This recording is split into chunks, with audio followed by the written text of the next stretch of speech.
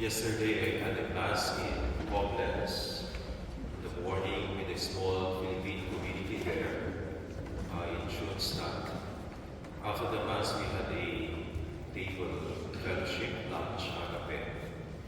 I was seated with their organist and choir leader, and he was telling me how hard it is to handle the choir. They are only few. They are less than 10. But he is having a hard time managing them. And he complains about how the members love to sing in the Mass, but they do not want to give time for practice. Pwede ba yun? Parang mga Regent Velasquez lahat sila. He was telling me, if I schedule a practice, they have many reasons and excuses not to come, but they still insist on singing in the Mass. Kaya nung nagmisa ang hapon, sabi ko, kaya pala. Kaya pala.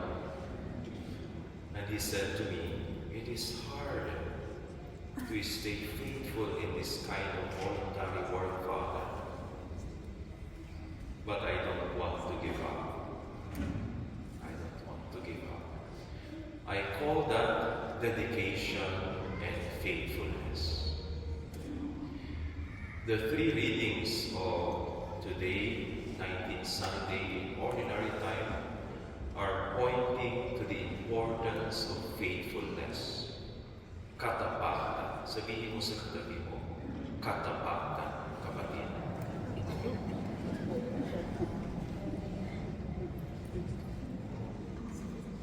We like a person who is faithful and who can stay faithful. We like a faithful friend. We like a faithful husband, a faithful wife, a faithful boyfriend or girlfriend. Aray ko. Excuse me.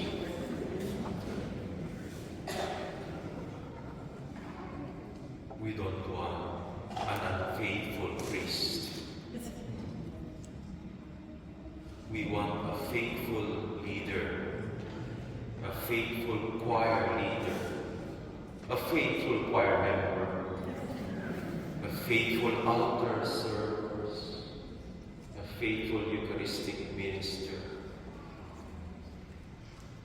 The Book of Wisdom in the first reading mentions how when God's people had to pass through trials, they recalled the night of the Passover. When God saved them, that was the Passover, when God saved them. And this memory of remembering, helped them to stay faithful to their covenant with God.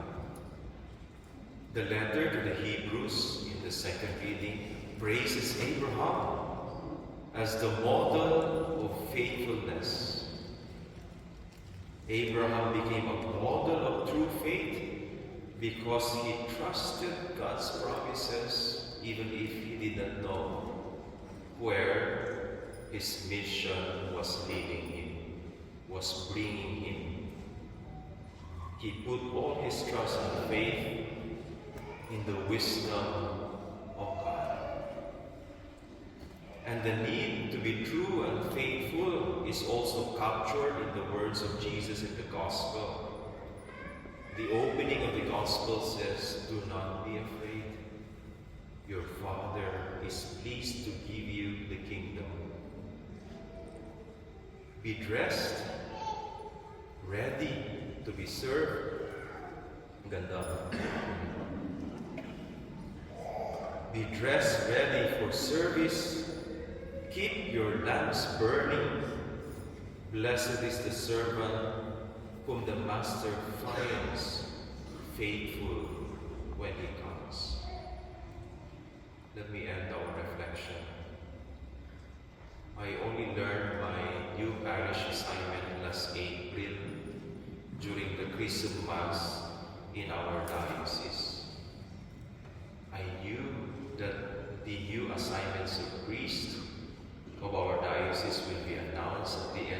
service of Mass. So I followed the Mass online. I was excited to know my next assignment. So came the announcement at the end of the Mass. All the names of the priests with the respective new parish assignments were announced. I said, I will be the last.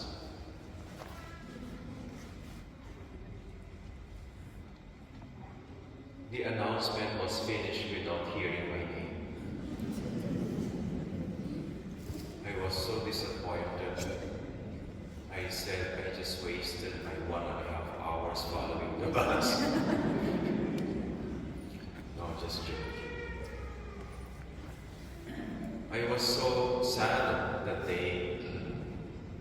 I said, I thought, oh, no, my bishop has forgotten me.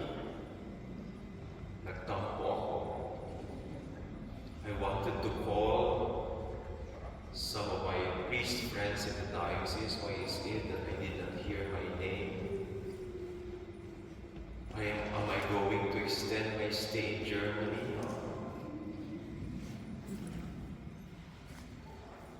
In the afternoon, 3 hours after, I received a call from the secretary of the bishop, and his opening words were, "Hello, Father Francis, how are you now? You may be wondering now why you did not hear your name and your parish assignment. You know, the bishop has beautiful plans for you." Nawala yung lungkot ko. Then I'm excited now. Yung magic word. Gusto ko na marinig magic word. You know, there is a parish that no priest wants to go there. And I don't know why. And the bishop wants you to go there.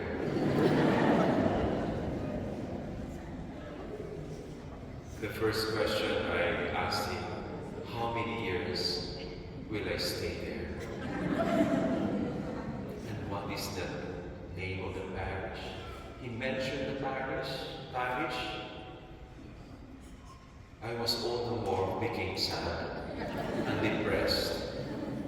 St. Alexandria Parish, Agno, Pangasinan, one of the most remote town in our diocese.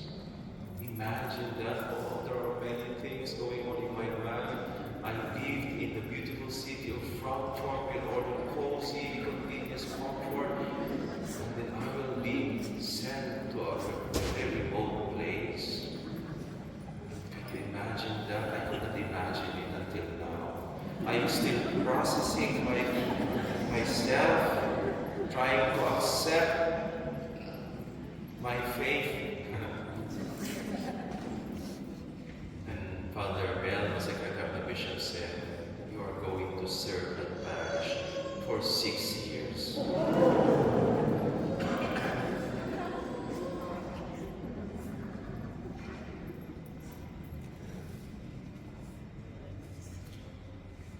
After a moment of silence, I didn't know what to say.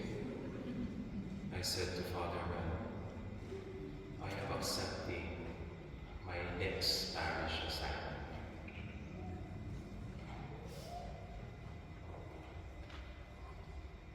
Faithfulness.